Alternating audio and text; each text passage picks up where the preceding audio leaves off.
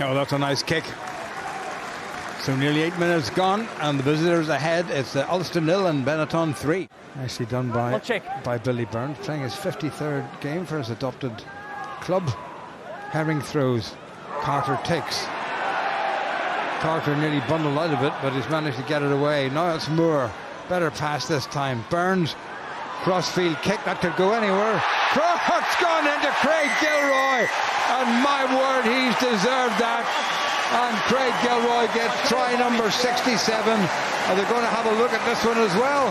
What was wrong with that, David? I don't think there was anything wrong with it. That's maybe the bit of luck that Ulster needed. The worrying thing, Jim, just as Billy Burns kicked the ball, he went down injured. I think Billy Burns at this stage would be a real blow.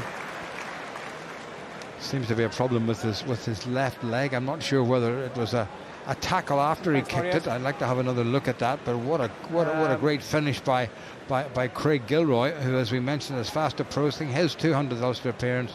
Just snatched it out of the hand of Rilo Smith, who I don't think knew where Craig Gilroy was coming from. The beauty of a rugby ball, Jim, it bounces anywhere, sometimes for you, sometimes against you.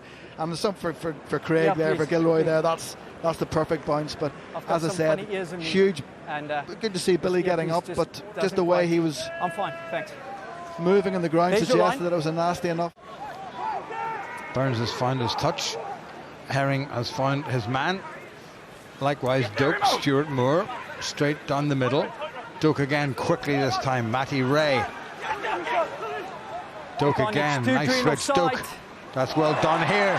Goes David McCann back inside to Doak. It's going to be a second try for Ulster, is it? Yes, Doak rolls and touches it down. And that was an absolute gem. That's more like it. That's a training ground move, set up with an inside pass. Not sure which player came the inside pass, Jim, but beautifully executed, timing perfect. He got one against Glasgow, and he's now got one against Benetton. And we're well into the second quarter of this game, and Ulster just starting to open up a little bit, but that was a wonderful team try, nicely finished off by the big scrum half. But that's a sign of a great scrum half, just his awareness of what's happening around him, the support lines.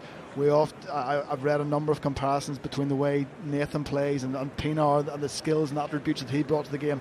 That was one of Ruan's greatest strengths, his ability to read the play. Under 7 minutes remaining.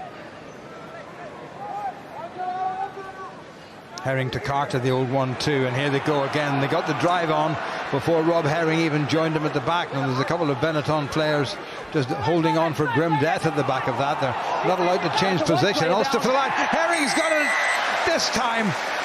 He suddenly hurtled out of that driving white maul and stretched, and with the left hand he popped it down. So it is a good night for Rob Herring. Yeah, well deserved. A very good maul, very well set early. Unlike previous lineouts, and that's him still 100% kicking success since the start of the season. Let's get out of this rut we're in. We're stuck in our 22. Let's get a kick-off and get back into our game, because it's just at the minute sapping the energy out of the game, sapping the energy out of the Ulster players, sapping the energy out of the crowd. So find sit. This could be an interesting scrum. It's gone down, I think, on the Ulster tight head side. Pick up at the back by Stain. Great tackle by Nick Timoney. Brady moves it wide. There's a half chance here. Tayovara, he's over. He's got the ball down, has he? And the referee has given the try. And they're back in this game. They've a long way to go, but they've been pretty close before here on this particular ground. But that's their first try, right just about midway through the second half. As I said a moment ago, Jim, this at least will get Ulster out of where they've been in terms of field position for the last 10 minutes. And it's maybe the kick they need to really say right. Ross Kane all slowed a wee bit. Doak pops it up. Great defence once again. 3 minutes remaining. Doak. Sean Reedy. Doak again. Surely Ulster can make it. They're very close. Stay on. And they're even closer now. Doak again has a go himself. And has he got it down? He has got it down. Second try for Nathan Doak on the bonus point try with just a couple of minutes of this pulsating game remaining at the Kingspan Stadium.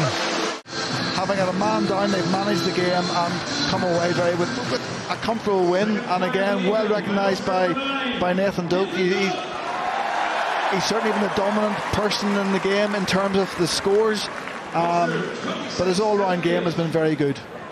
Good try. Well, in the first half he got himself a try and 3 conversions. In the second half he's got himself a try, and can he add a conversion?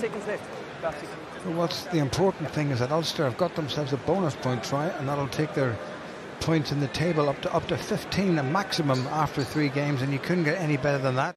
Good work by Blaine McElroy, who's had a quiet second half, not his fault. Here comes Maron, who had the final say to win the game against Edinburgh. Thrown back in field but knocked forward, and Dave Shanahan puts it into touch, and Ulster have won it right at the death with the bonus point.